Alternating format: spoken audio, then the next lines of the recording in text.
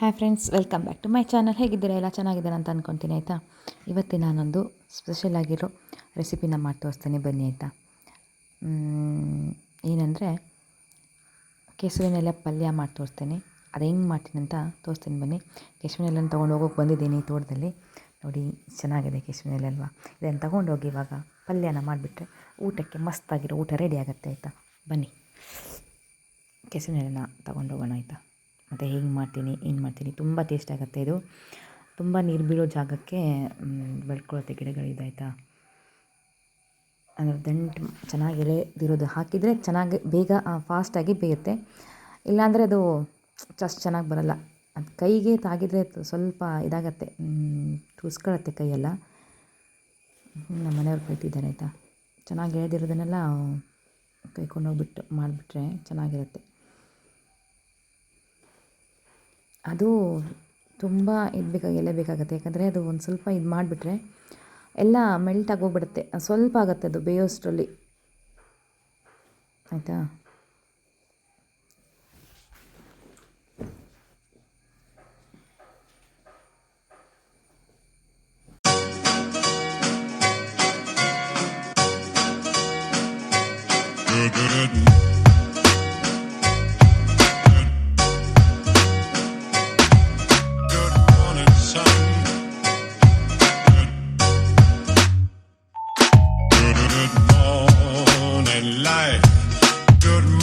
sun, how are you? Skies above. Gee, it's great to be alive and love.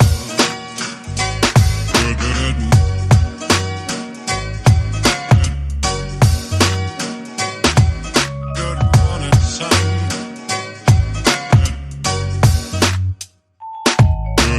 Good morning, good morning, good morning, sun. How are you? Skies above. Gee, it's great to be.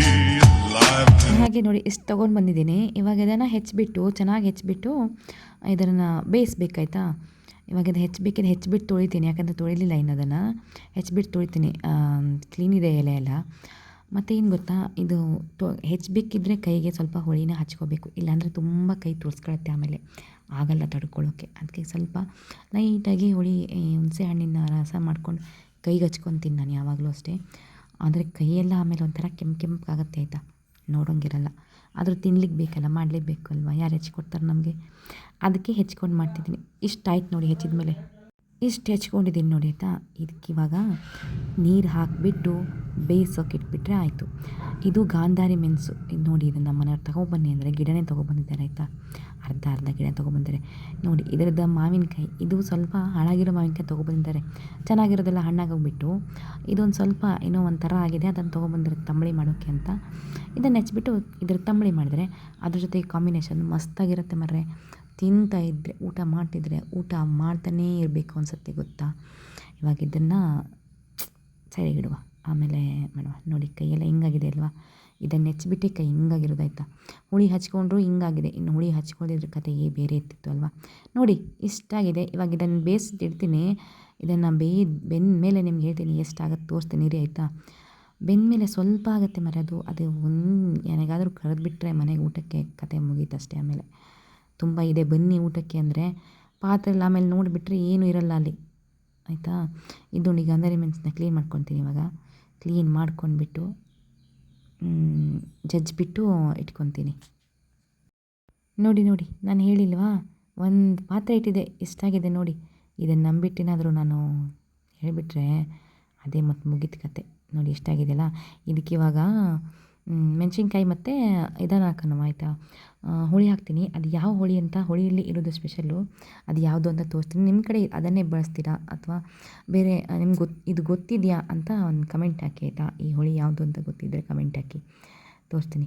ಅದಕ್ಕೆ ಖಾರ ಸ್ವಲ್ಪ ಜಾಸ್ತಿ ನನಗೆಷ್ಟು ತಿನ್ನೋಕ್ಕಾಗಲ್ಲ, ಅದೇ ಸ್ವಲ್ಪ ಇಟ್ಟಿದ್ದೀನಿ. ಜಾಸ್ತಿ ಖಾರ ಆದರೆ ಆಮೇಲೆ ಊಟ ಮಾಡೋಕ್ಕೆ ಕಷ್ಟ ಆಗುತ್ತಲ್ವ, ಸಾಕು ಅಷ್ಟೇ ಅಂತ ಹಾಕ್ಕೊಂಡಿದ್ದೀನಿ. ಇವಾಗ ಹುಳಿ ತೋರಿಸ್ತೀನಿ ರೀ ಯಾವುದು ಅಂತ. ಆಯಿತಾ, ನಾನು ಹುಣಸೆಹಣ್ಣು ಬಳಸ್ತಾ ಇಲ್ಲ ಇದಕ್ಕೆ. ಇದು ನೋಡಿ, ಇದೇ ಸ್ಪೆಷಲ್ ಆಗಿರೋದು. ಇದು ವಾಟೆ ಹುಳಿ ಅಂತಾರೆ. ಇದನ್ನು ಬೇಸಿಗೆಲೇ ರೆಡಿ ಮಾಡಿ ಇಟ್ಕೊತಾರೆ. ಚೆನ್ನಾಗಿ ಹೆಚ್ಚಿಬಿಟ್ಟು ಒಣಗಿಸ್ಬಿಟ್ಟು ಪುಡಿ ಮಾಡಿ ಉಪ್ಪು ಹಾಕಿ ಹಚ್ಕೊಂಡು ಚೆನ್ನಾಗಿ ಇದು ಮಾಡಿ 1 ವರ್ಷ 2 ವರ್ಷ ತನಕ ಯೂಸ್ ಮಾಡ್ತಾರೆ ಇದನ್ನು.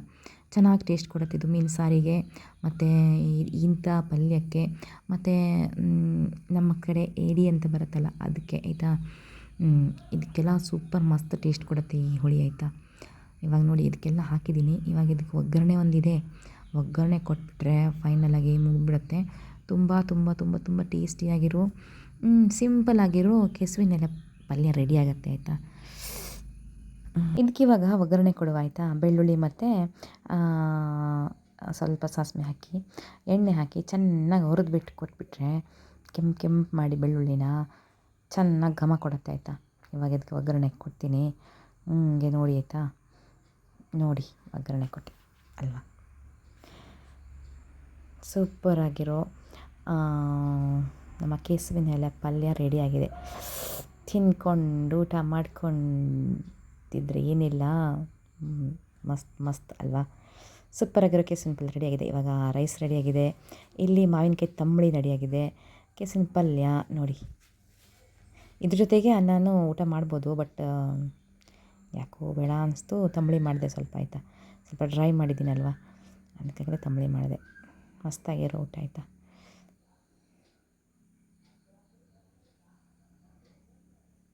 ಬನ್ನಿ ಊಟ ಮಾಡುವ ಆಯಿತಾ. Thank you so much. ಇಷ್ಟೊತ್ತು ವೀಡಿಯೋ ನೋಡಿ ಸಪೋರ್ಟ್ ಮಾಡೋದಕ್ಕೆ ಧನ್ಯವಾದಗಳು. ಎಲ್ಲೂ ಕೂಡ ಸ್ಕಿಪ್ ಮಾಡಿಬಿಡಿ ಆಯಿತಾ. ವಿಡಿಯೋಗೊಂದು ಲೈಕ್ ಮಾಡಿ ಹಾಗೆ. Thank you so much. Bye bye. Take care. I love you.